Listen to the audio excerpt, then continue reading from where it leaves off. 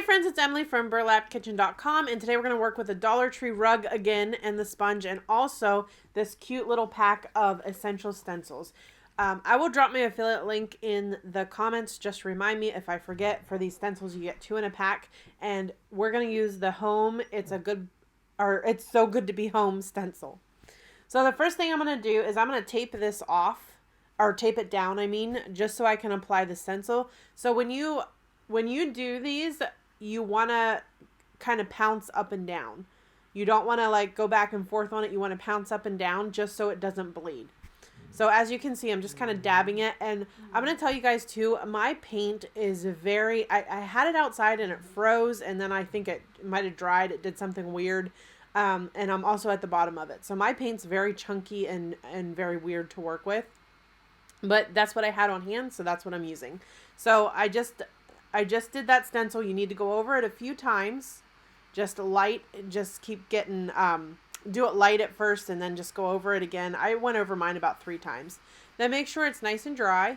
And now what we're going to do is, again, I'm going to tell you guys this paint is chunky. So what we're going to do is we're going to take this sponge from the Dollar Tree and we're going to do the same method we did with the egg rug last week.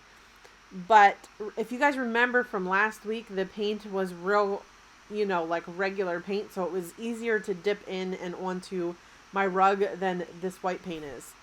So I'm just going to dip it into the paint and then I'm going to dip it right onto my rug just like that. And I wanted to tell you guys I made a mistake here. That's why I slowed it down a little bit here so you guys could see.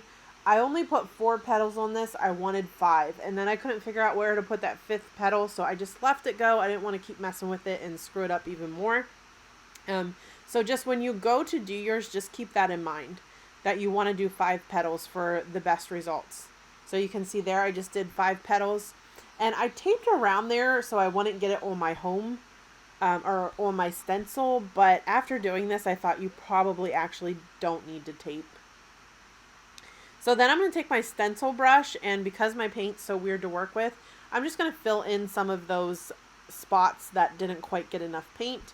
So I'm just going to dab it and fill those in a little bit, just to kind of brighten it up.